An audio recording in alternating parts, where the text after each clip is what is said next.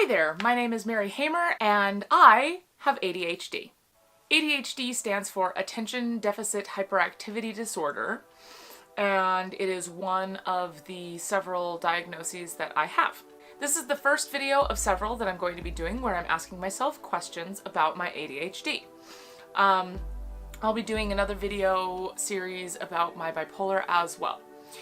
So these questions come from the channel Aspie Answers, where I actually did a collab with her and she sent me the questions. I did a video for her, but I decided I'm going to do one for this channel as well. So the first question is, what are my signs and symptoms? So I'm going to look up on the interwebs the Mayo Clinic symptoms, and I'm going to read them and I'm going to tell you which ones I have and kind of go off of that. People may experience. These are the behavioral symptoms first. Aggression. I do not have aggression. I'm not very aggressive. I tend to back away from conflict, not run towards it. Excitability. Yes, very much so. Especially when I'm around a bunch of friends or talking about something that I'm passionate about. I can get very excitable. Lack of restraint. Yes. Sometimes things will come out of my mouth and I have not thought about them first, and that's sometimes not good. Or I will want to do something and it'll go through my mind and I'll just do it. This happened a lot when I was a little kid. I actually remember one time when I was very small and my mother had an antique dresser and I decided to clean up her room for her while she was gone.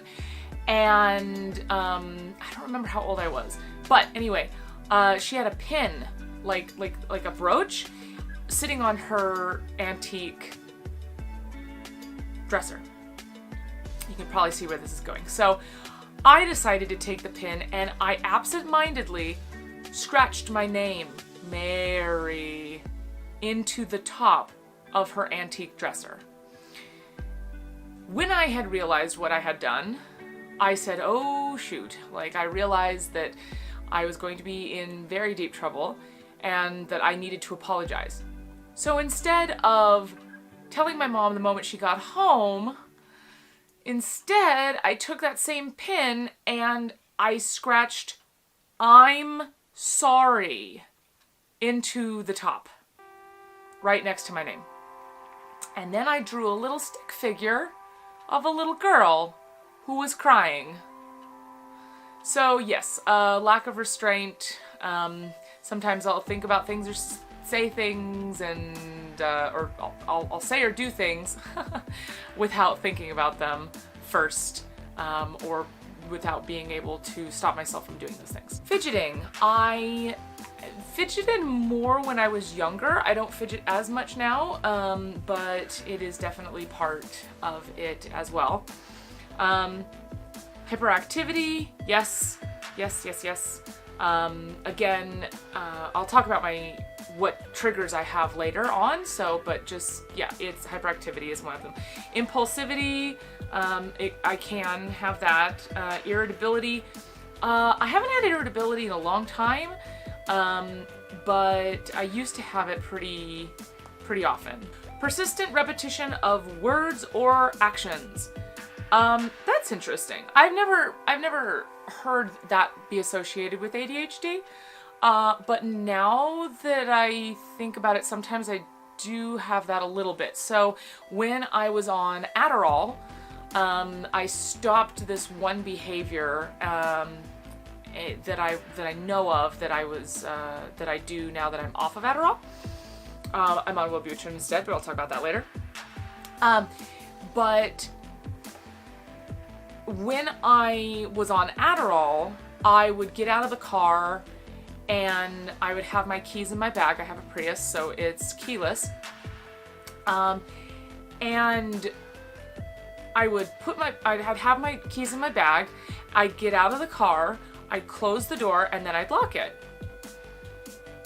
And when I was on Adderall, that was fine. That's what I did. when I'm not on Adderall, even when I'm on Wellbutrin, like I am now, I will get out of the car, and even though I know that my keys are in my purse, I have to check them. I have to reach in and physically touch my keys or visually see them in order to know that I'm not locking my keys in my car. And I also have repetitious, not necessarily words or actions, but thoughts. I have intrusive thoughts. I'm not sure where those come from, if it's bipolar, ADHD, something else. But I do have repetitive thoughts that happen every time I do certain things. So for example, every time I take a shower, when I'm drying off my legs, I double my, wow, okay, the only word that's coming to my mind is sword. I do not double my sword. Towel. I double my towel over to dry my legs.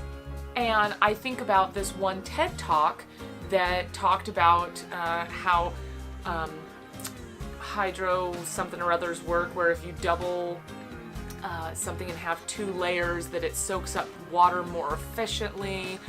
And I also think about the fact that I have always wanted to tell a friend of mine about this trick, and for some reason every single time I take a shower I think about that.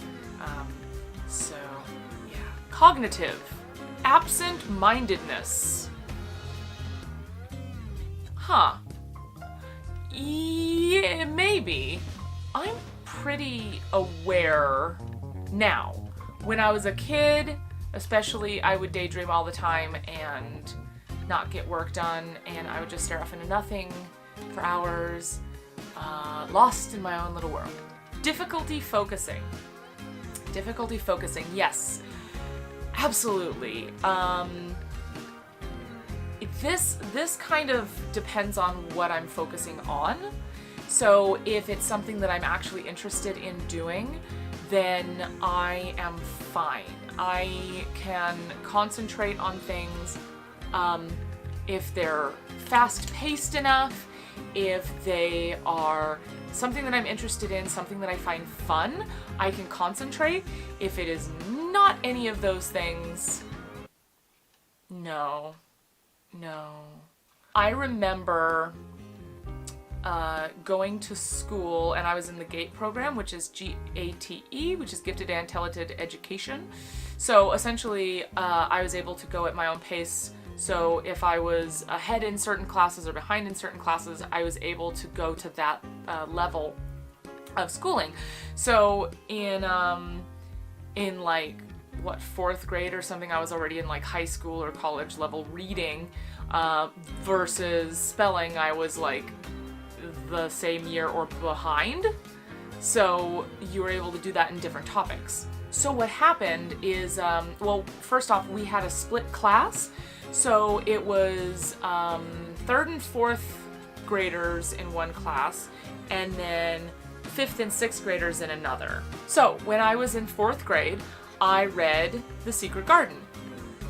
And it was great. I loved it. I thought it was whimsical and fun, and I retained a lot of information from it. I did my reports, I got good grades, all that stuff. In comes 5th grade, and I have a new teacher now who did not want to change any curriculum for some reason, and wanted everyone to do the same stuff, the same curriculum. So 5th grade, I read The Secret Garden again. And I was bored, and did my reports and whatnot on it. And then 6th grade came around, and she wanted us to read The Secret Garden again, so I did. And every time I read it, I retained less and less of it, just because that's the way my brain works. If I'm bored with something, it's like I actively delete information. So the more I'm bored with something, the less focused I am on it. Which brings us to forgetfulness. Absolutely.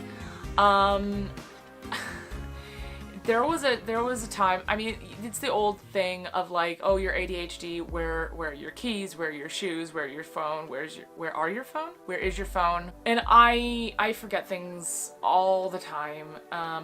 You know, forget things inside the house, forget appointments, forget that I need to wake up early on a certain day or whatnot. And I do have some memory problems as well.